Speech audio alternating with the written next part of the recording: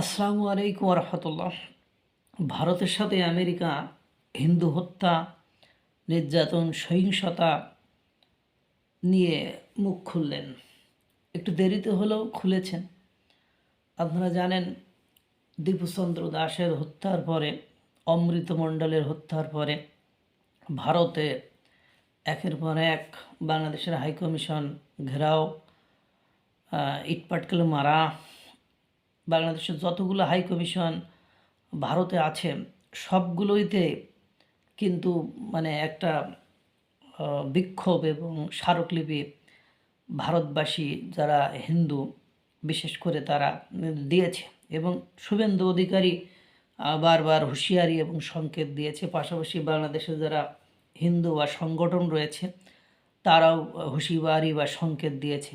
পাশাপাশি চট্টগ্রামে দুটি বাড়িতে আগুন জ্বালিয়ে দেওয়া, ফরিদপুরে একটি ছেলেকে ধর্মীয় অবমাননার দায়ে আটক করা, এসবগুলো নিয়ে বেশ একটা তোলপাড় অবস্থা। যদিও যখন দীপুচন্দ্র দাসের হত্যার বিষয়টিতে 10 জনকে গ্রেপ্তার করা হয়েছে এবং পরবর্তীতে ইউনূস সরকার অর্থাৎ তত্ত্বাবধায়ক অন্তর্বর্তীকালীন সরকারের দৌড় বা চাপাচাপিতে তথ্য বেরিয়ে আসে যে নিয়োগ দেওয়া নিয়েই কোম্পানিতে ঝামেলা নিয়েই মূলত এই ঘটনা ঘটিয়েছে।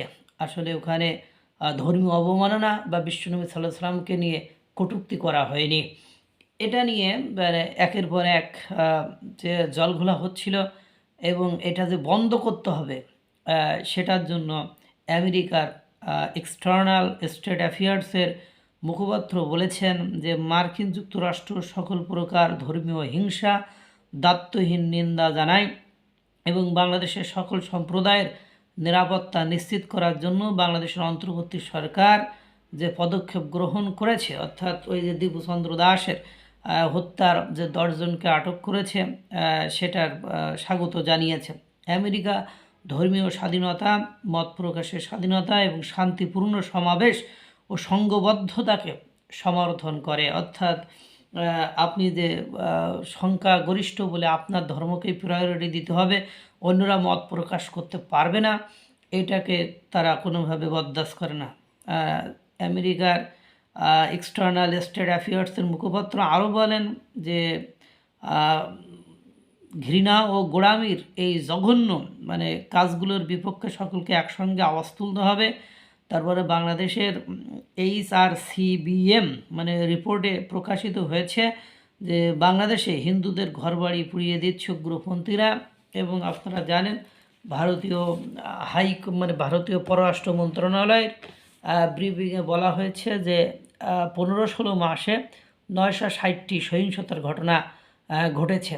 এটা নিয়ে বিশ্বের ফ্রান্স ও চাপাচাপ দিয়েছে, যুক্তরাজ্য থেকেও বিভিন্ন কথাবার্তা উঠেছে। সবগুলো মিলায়ে দেখা যাচ্ছে এটা একটা অনেকটা চাপের বিষয় হয়ে দাঁড়িয়েছে।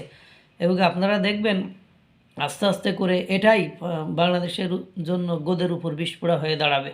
আল্লাহ তাআলা সকলকে ভালো রাখুক, সুস্থ রাখুক। আসসালামু আলাইকুম রহমতুল্লাহ।